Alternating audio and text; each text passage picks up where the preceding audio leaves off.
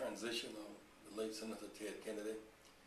He was by far the tallest tree in the forest for social justice. Over a 47-year period, he passed transformative legislation that would change the course of our country. His fight for the '64 Civil Rights Act, the 1965 Voting Rights Act, the 18-year-old right to vote, the Fair Housing Act, the Aid for Disabled Act, his stand for peace, and consistent, standing with Dr. Martin Luther King Jr., Cesar Chavez, and farm workers in California and Texas and Colorado, the National Organization for Women, the women's right to self-determination, the Free Nelson Mandela movement. Senator Barack Obama became the nation's 44th president. So we see a track record here of transformative leadership that is consistent, that's been redeeming for the soul of our nation, but both loved and hated.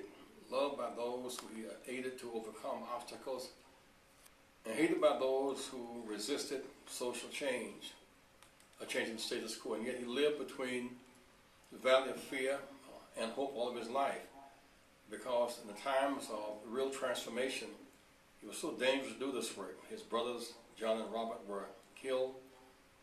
Dr. King and Medgar Evers was killed. Aloysius killed. Swanner Goodman Trainer killed. Much bloodshed. Many martyrs, much marchers, much marching.